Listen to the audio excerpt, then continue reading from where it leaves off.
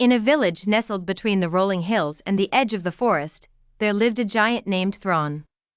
Thron was unlike any giant that had ever roamed the lands. While others of his kind reveled in their strength and size, Thron was plagued by a peculiar fear. He was scared of shadows. The villagers, initially frightened by his sheer size, soon realized that Thron meant no harm. He would tiptoe carefully through the cobblestoned paths, making sure not to crush a single flower or scare the children that played on the streets. The little ones would often giggle while the bolder ones might shout out a greeting, and Thron would smile warmly, though his eyes always darted to the ground, wary of the ever-changing silhouettes. Word spread like wildfire about the gentle-hearted giant, and soon everyone knew of Thron's peculiar fear. While some were sympathetic, for the land had seen too many aggressive creatures, others were less kind and poked fun at him. "What use is a giant who's scared of his own shadow?" the baker would jest, shaking his head. Despite it all, Thron was determined to conquer his fear. Every day at dusk, he would leave his small hut near the forest and march towards the open fields, where he could watch the sun set over the horizon. One evening, as Thron sat beneath the old oak tree, basking in the dying light of the day, a young girl named Elara approached him. She was the innkeeper's daughter, known for her curious spirit and kind heart. "Thron," she called, waving a hand as she approached. "What do you have to fear from shadows? They are but fleeting shapes that come and go with the sun and moon.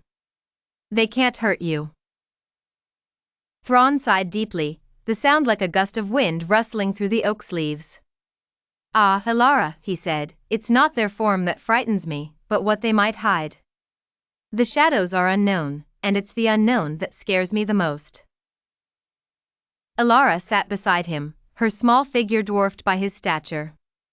"But Thron," she pondered thoughtfully, "without some darkness, the light would not be as bright. The shadows make the sunshine precious." The giant sat quietly, contemplating her words. They resonated with him, weaving a new kind of courage into his heart.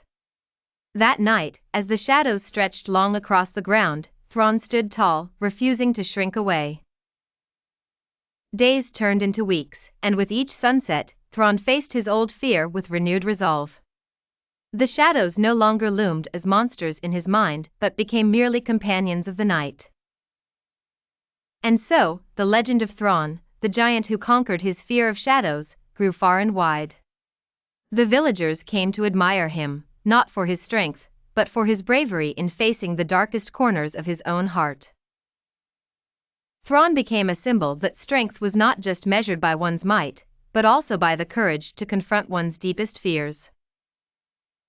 And from that day forward, as the sun dipped below the horizon, Thron no longer feared what lay in the dark. Instead, he saw it as a tapestry of life, where light and shadow danced together, creating the full picture of both day and night.